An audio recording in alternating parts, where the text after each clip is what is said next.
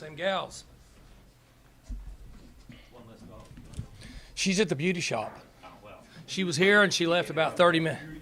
Yeah, about 30 minutes ago, and they came to get her and they took her to the beauty shop. So it's a big downer for her. So I spilled my dang smoothie. Look at that. That's bad. Gosh. No, I didn't. There wasn't any vodka. That's from this morning. I spilled that sucker. So, I forgot. Hey, you know what? It's Stripe the Stadium in this game. So you guys can go to CoachGundy.com and get all the details. We got to stripe the stadium. So I'm guessing that all the people that tune into this press conference for jokes and entertainment and not much or very little has to do with football, you'll know that it's Stripe the Stadium. And I've always supported the officials and referees. They're all good friends of mine, so we're killing two birds with one stone. I'm glad I spilled that smoothie on my shirt, my sweatshirt. I almost forgot about Stripe the Stadium. But I apologize for Kenzie. She's at the beauty shop, so she has to go every 2 weeks. Other than that, we play a good team this week. I don't think I need to say a lot about Boise. They're very well coached, play very sound football, very good players, traditionally a top 20 team. This is, in my opinion, a really good year for them. They got a lot of players back. Quarterback's very experienced, mature, top 10 or so offensively, probably top 10 or so defensively are really high. So hopefully we can play the very best that we can. We're going to need to play at a high level in order for us to give ourselves a chance to win. So you guys know a lot about them. For us, we're a healthy team, and we're getting a little better each week, and so on and so forth. Was that your phone? Yes, it was Pat Jones on the app. No, I thought that was a rap song. I thought you were more like me into Boston and stuff like that, and I thought it was a rap song. I was going to have you hook up with my 13-year-old. So whatever questions you have, what I said post-conference or post-game was good in the conference. Our run blocking is very below average. It's got to improve. Quarterback had got a lot better, threw the ball around pretty good. Defense was in the right spot most of the time. I think they're defending well. Both sides of the ball, including special teams, going to be a real challenge for us. They have a very active returner. So this will be a good matchup. Should be a lot of fun. Need to have a great week. Mike, I asked you this in post-game after knowing that you probably couldn't answer it without having seen film, but with the offensive line, did you get a better idea of how much was you guys and how much was their numbers game and what they were doing in the box? Well, the numbers are always going to create issues when they're down that low, okay? But we still have to be able to block the 6 or the 7 people in the box, and we got to get in front of them. We got to move them out of there, and we're not doing that to where we need to be to play at a high level. And so, essentially, from this point moving forward, we've got to do a better job of getting squared up on those guys in the box, and we got to block them and give our backs a chance to get out in space. How did Taylor Cornelius feel watching film of himself after this game versus last game? I haven't talked to him about him watching film of himself yet, but he's going to be his toughest critic. That's just the type of young man he is. And I'm sure you guys had a chance to interview him after the game, and whatever he says is pretty much what he feels. I would anticipate him getting a little better each week. What did you see on those 2 interceptions? Well, one of them, the kid just made a nice play. Sometimes that's going to happen in our offense. We throw the ball down the field. We like a one-on-one matchup. Their guy went up and made a good play, caught it with one hand. So that's the style of offense we play.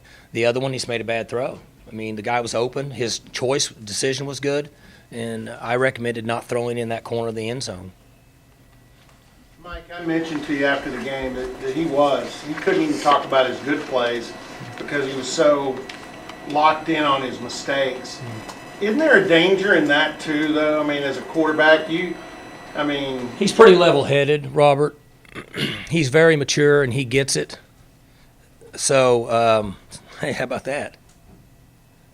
Greg Burke's head of the officials. He likes my shirt. And that's pretty good. So I don't see that as being an issue with him. He's going to be critical of himself. He's been here so long, and he wants to play as good a game as he can mentally. We run 80 plays a game. We play fast, lots on the quarterback. There's going to be mistakes. He has a high level of really quiet confidence, in my opinion. And I think we saw more of that in the last game in that he didn't toss the ball, he threw the ball. And I think each week he'll get a little better. How good was the play where he scrambled around, kept his eyes downfield, and found Stoner for about 20? I mean, if he stays active with his legs, could present a problem for defenses. His ability to run and get 4, 5, 6 yards, avoid a sack, and then his arm is strong enough to throw the ball down the field. So we think that's an advantage for us. That will improve the more he plays. You're so much better after you've played 500 plays in live action than you are just going through practice. Do you think, Mike, that that Boise is one of the 2 or 3 best teams you'll see all year, and B, do you think they might be the best non-conference team you've brought in here since maybe Houston and Dana 9 years ago? I'm trying to think of who all's come in here. Yeah, They were good with him because of he's a Super Bowl winning quarterback. He was a good player. This team is every bit as good as they were. We played Georgia here. Georgia's pretty good. They had Stafford, right? Another NFL starter. So that automatically makes you a good team. And I think this young man's going to play in the NFL. I mean, obviously, it's not my job to evaluate, but they're a good football team. They're just a really good team. Non-conference opponents in preseason, people try to guesstimate how good they are. You play on the road and you win by 40 or however many, and then you play at home and you win by 50 or however many. Your team's going to be pretty good. There's at sometimes a telltale sign, not always, but if you're just an average team, it's not easy to win by 50. So they're a really good football team. Mike, I don't want to wear out the targeting issue, but is there going to be a targeting call on an offensive player with the ball? They don't consider him, what's the word I'm looking for? Defenseless. Because he has the ability to drop his pads. So it's a tough rule, and I mentioned it afterwards. Talked to it about the staff. I was pretty tough with our team about it in the meetings last night that I wouldn't want to play defense. I wouldn't want to play defense anyway because I'm not really big on human collisions. But I certainly wouldn't want to play now when you have to try to do everything possible to avoid any contact with your helmet when you're still trying to strike a person. And, I mean, it's hard to hit somebody with this and your head go the other way. That's just physiologically almost impossible. So you got to stay from here down. To me, that's the solution. You need to learn to tackle from here down. If you hit anything from here up, probably going to get ejected. I don't agree with it. I think the new rules are better. I think the safer we can make this game is a positive for college football because this is not a safe game. So I'm all for the changes, but overall, we're going to have to come up with a way that if two guys are going at each other, like let's just say that Magruder went to hit from here down. Well, what if that guy went down that low? Whose fault is that? Exactly. So I don't know what you do, but it's a tough situation. But we certainly do need to make the game safer in every opportunity that we have. I just think there has to be replay officials that use common sense and say, okay, I'm going to put myself in his position, and I'm putting myself in his position. And did he violently strike a guy that was defenseless? Sure, he needs targeting, he needs ejected, in my opinion. If it's two guys playing the game of football, I don't know what to tell you. So that's just my opinion. Which on that subject of defense, what are you going to work on this week to keep the guys from Boise St not bouncing off some of the tackles like South Alabama did in some places? We didn't tackle very well in the first half. We did in the second half much better. And they have guys that can make you miss. The quarterback's skilled. The two guys on the perimeter are skilled. They they play at times kind of like we do in their concepts. Looks different, but the nuts and bolts of it, there's a lot of similarities. So we have to tackle well. And it'll be that way every game from here on out. You see more missed tackles than ever because offenses are using 52 yards of the field. They're not playing in between the hash marks. So you see it at all levels. I watched last night late, I watched some NFL highlights. And he's a bad example, but just watch the guys trying to tackle Tyreek. And you look at yourself and say, that's an NFL player. There's guys at that level that are just hard to tackle. There's guys at this level that are hard to tackle. We like getting the ball to 5 and 27 and 30 on the perimeter and saying, good luck to you, one-on-one, we'll see you tackling. There's concepts that we do now that are okay with a guy being out there trying to tackle that guy in space. We'll talk about the receiving group and how Wallace and Johnson in particular have kind of stepped up, especially with Washington and Aitman and those guys leaving. Yeah, they're doing a good job. They're working hard. They're unselfish. That's the most difficult thing for our offense, as I've said in here before. You've got one person that gets to touch the ball every play, and you have 10 guys that have to be unselfish and are willing to help him score. And we had that because 13 didn't have a lot of action a week ago, and then he did in this game. And 1 didn't get much action in this game based on what happened. 17 was somewhat limited. They played differently, so it went outside. 2 ends up getting a lot of action. It's going to be that way based on how teams play us. And I like where they're coming. I like how they're sharing time. I like how they're blocking downfield. So they're making some strides. Boise's quarterback's got 38 starts. Your guys got 2. Thanks for reminding me. That's the advantage you had last year over most opponents. That great advantage, that experience with the quarterback. So isn't what you've got to do to counter that is turn your run game up, and support. Andy came in early, and he's been there a long time, so he's got a lot of experience. I think he came in early. He was right across the border there in Washington somewhere, right? Okay. Yeah, I basically remember him coming in early, so he's been around a long time. I'm not sure how they're going to play us. My guess is that they're going to run the plays that they have and execute the way they do. I don't see them seeing us any different. They're probably just going to run their offense and run their defense. And so we have to be intelligent as play callers and from the quarterback position and how we distribute the ball based on the way they play us. But if they do give us the run at times like what you're saying, then we have to block. If the numbers are equal, we got to block those guys. So our backs can make a cut on the other side of the line of scrimmage and not in the backfield. And that'll be important. Regardless of how you're being played, though, I mean, when you see that backs like King and Hill are 9 for 32, like they were 2 nights ago, didn't that? I mean, how many yards did we throw for? 500? Yeah, 4. I mean, it is what it is. I mean, the first game, the safeties and the corners played way off, and we rushed for 400 yards. And would it be different with a different opponent? Sure. But if they want to invert safeties and drop safeties down and run linebackers through the gaps like the last team, then we have to throw the ball. It's really hard. If you have a center and a guard and you have a lineman lined up in a 2-eye technique or a gap, and we're doubling up to this backer, and that backer's running through the gap, and this nose guard, this center can't help at all. He's got to get off on that guy and leaves him solo. You're going to get pushed back. You're going to lose all leverages, and the law of football is you get pushed backwards. You got to throw passes because that linebacker also has to cover the middle of the field in passing. That's where 13 caught his balls. So it's just a give and take. I do say at times that you need to be able to run the ball when they know you're going to run the ball. That's where we need to improve. And that's kind of what you're alluding to. And there's definitely going to be a time during the year we have to do that. So we'll just see what happens and how they play us.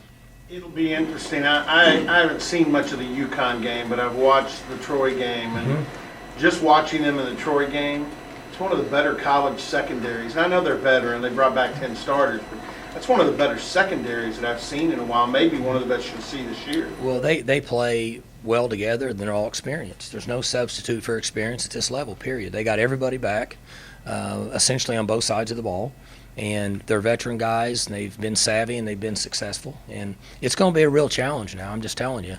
I don't know what they're ranked right now, I'm going to say pretty high and very deserving of where they're at based on the history of that program, and they stay in their box. I don't know that staff at all. You know, they're basically on the other side of the planet. So I don't know a lot of people in that part of the country. But Chris Peterson visited here a few years ago for a couple days, and then we played them in the bowl. And so I got to know him a little bit, and I'm guessing that these guys are probably cut from the same mold, which has been very successful over the last 15 years, maybe longer than that. If it's a close game, something happens to Taylor, do you feel comfortable bringing in Drew or Spencer? I don't know yet. We'll have to wait till we practice this week and see where they're at. They're getting a little better each week. So why has Boise been able to sustain itself for this long? Their success. Oh, I think they're a lot. I think the history. Brian has been there how many years? Right, and that was before that was Peterson, right? And before him was did Cutter jump in there at some time? Dirk jumped in there for a couple years or maybe 1 year. And Nutt was there for a year. And then it was Hawkins, right? So if you go back to when he started, I don't know who was before him. I don't know. Do you know, Kevin? You were living out there. I think Houston started it. Who? The first in Houston, I think, was the first in line with that group. Wasn't it Houston? No. Was Houston after Dan Hawkins? No. Dan Hawkins started it. Okay. I think. I don't know. But regardless, there's a lot of similarities. And I don't know anything about those guys. I don't know them. All I know is when I watch them in the off season and I watch them play on TV, they stay in their box, and they just, to me, this is what they believe in, and they believe in this system. And there's times they run to the center, they run the power play, they run tight ends, they run wings, they spread you, they motion you, they multi-formation you. Defensively, they have some potential three-down looks. They have stand-up ends. Their schemes and their structures, a lot like what we're doing now. Their match coverage people, maybe not as much challenge in press man. So, but that has stayed relatively same for a long time. And to me, that's why they've been able to be consistent and have success, because they don't wholesale change. And then whoever started it has developed, and I'm sure their players believe in their ability to win, and makes a huge difference. What's Darius Williams' status going into this week? Should be fine. You have a lot of freshman offensive linemen listed on that depth chart. Earlier in the year, you said you wouldn't think you'd have to play any of those guys at all, so what kind of changed the picture there? What do you mean? There's 3 freshman linemen listed on that depth chart. Down there on third string, but what's kind of brought them into the picture? I'm not understanding what you're asking me. On the depth chart. Right, but I'm not understanding what you're asking me about them. Why are they now listed? What's kind of got them in the position where they could be on the field? Were they not listed? No. I didn't know that. I mean, that's new to me. I was unaware. Gavin must think they're going to play. I don't know. He's one that makes the depth chart. Honestly, I didn't know they were on there. So nothing's changed up front for us. We're just not playing very good right now. Other than a Bedlam type game, I don't know that there's ever been a statistical matchup quite like this since you've been the head guy, because you're number 1 in offense, they're number 4 in offense. Both quarterbacks are way high. You think this is, if it's possible, this is kind of under the radar nationally in terms of being a potentially I don't know what the temperature is out there with the game nationally. I know to us that that as we look at it based on each week, and I would have to let you know at the end of the year, but when you see the big picture, this could be as good as any team we play when you talk about experience, mature quarterback, like all the things that everybody in here knows are important to a team having success. When you have a mature quarterback, you got returning starters, a lot of experience, guys been successful, good returners on special teams, coaching staff's been in place forever, all those different things. That's kind of the ingredients for a successful organization. So you may play a team, if you're playing, Alabama, well, you may play a team that on the NFL breakdowns, they may be more talented. But when you take everything together, this team may be as sound as anybody we play this year. Doesn't your shirt kind of say it all? Outside of homecoming, this is This place should be full. I can't imagine a 2:30. Is it 2:30 kick? I can't imagine you have a 2:30 kick here and you're playing a team that's has been as successful and is ranked as high as them. And we got them at home, and you get a chance to stripe the stadium. And again, go to our Twitter and CoachGundy.com, find out what color to wear. Place should be loud. Good call, Robert, for free marketing. I like Do you that. return the gun? I think we go in 2 years, don't we? I don't know when we go out there. 3 years? Yeah, I think we go out there in 3 years. By that time, they'll have another quarterback. So, I mean, if you can put the rivalry aside and just look at the human aspect of it, and Rodney Anderson's a really good player, and he gets hurt the other day. And this game is so violent, it's kind of surprising about 10 guys don't get hurt badly every week. But I mean, is that sobering when you see a really good player in the league go down like that? Yeah, you never know when it's going to happen. It's one of the most difficult things to swallow as a coach. Young men that work hard, and life is not always what we expect it to be, and it's definitely a marathon and not a sprint, and you hate it. People ask us, like, my 13-year-old, when I got home at 12:30 or whatever on Saturday night. Well, how come Justice Hill doesn't play more? What's the problem? I said, well, we got way ahead. You only let him in the game, play 6, I don't know, what do you have, 6 carries or something? And he said he only gets to play X number of plays. And I said, I just don't feel comfortable leaving him in the game when we're way ahead. And so that doesn't mean you can prevent anything from happening, but that's why we always lean in that direction, just because certain guys are really valuable. And then other players we leave in if we think they need valuable experience in reps. And then if it's a tweener in which way to go, we go to putting them on the bench. We'll catch the reps later. We just don't have the depth that maybe some schools have. If you lose a couple key guys, and things get to where it's not quite as fun.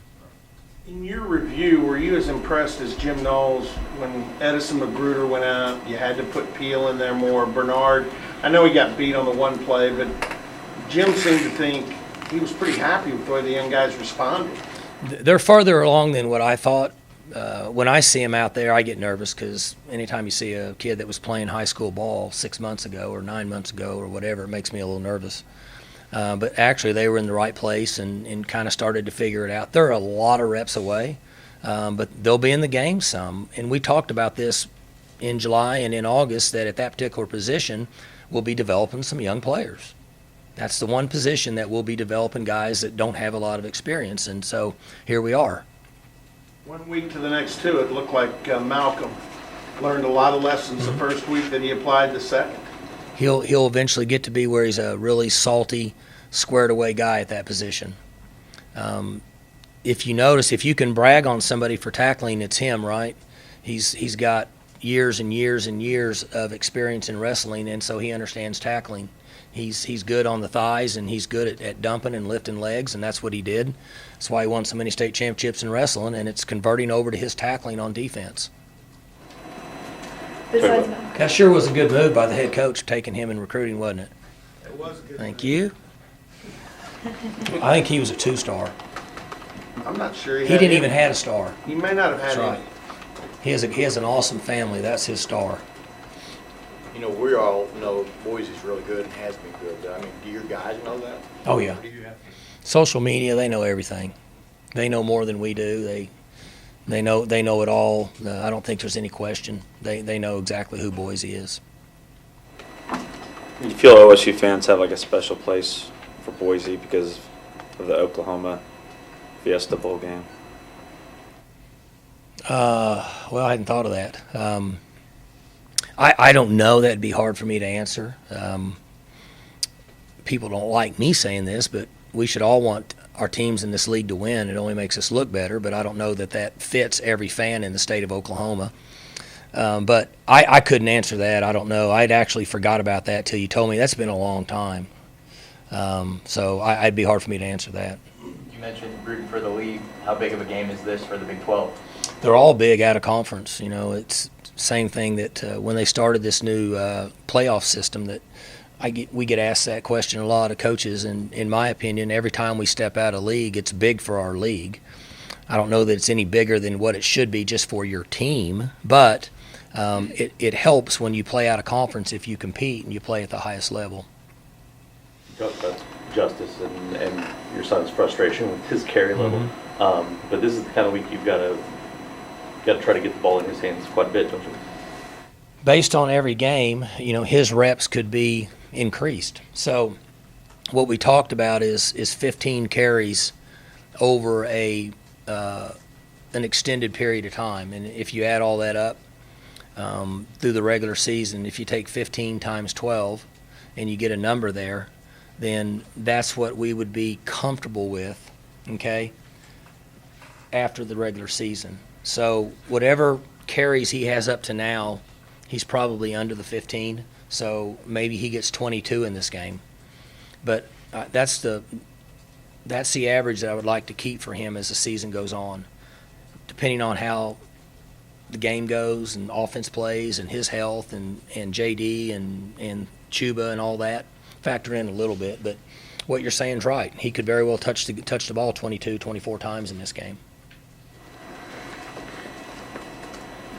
I know you've had a lot of good pass rushers over at times, so I'm not actually going to compare. But what does Jordan Belford do that maybe makes him unique? He's very experienced, so he's done it enough. He understands leverage and sinking his hips, dipping his shoulder. He understands bull rush. He's done it a lot. He's matured. He's older now. He's probably 22, maybe 23 years old. Makes a big difference, and he's just got a lot of experience. He's one of those guys that has a unusual body type to where they have enough strength to push, but then enough speed to get around the corner. That's why they pay those guys so much money. I didn't see it, but 52 for the Bears last night, I guess, proved why that they pay him as much money as they do. I only saw the second half midway through the third quarter because Gunner came running in there jumping because he thinks Aaron Rodgers hung the moon, and he was doing good, so I had to watch the rest of that with Gunner. And I saw the highlights of 52. The same concept, not saying he's 52. I'm just saying that unusual ability to have of speed and strength gives him a chance to be a decent pass rusher. With the way that Knowles likes to get after the quarterback, is this kind of an ideal setup for a guy like Jordan? Yeah, for him and one, and really all those guys, it gives them a chance to. They all like to rush the quarterback. I mean, that's what they like to do. I mean, playing the run's not near as gratifying to them as getting a chance to chase the quarterback around. Considering that Cornelius now is statistically the most accomplished quarterback through 2 games there's ever been at OSU, do you find it interesting that so many people seem to have him on a quick hook? You know what I mean? If you remember, in the summer I said everybody's going to have to be patient with him, including myself, including Mike. We've just had so much success at one, offensively, and two, at that position. But you can go back and look at Mason's first year when he played here as a sophomore. He had games that people weren't fired up about. The downfall for Corndog is he doesn't have next year. So he has to learn and grow really fast. But he'll be fine. He's playing fine. Sometimes we have to be careful what we wish for. We just need to be thankful for what we have, and that's kind of the way I feel about Corndog. Sound good? All right, appreciate it. Stripe the stadium, man. Stripe the stadium. Women, stripe the stadium.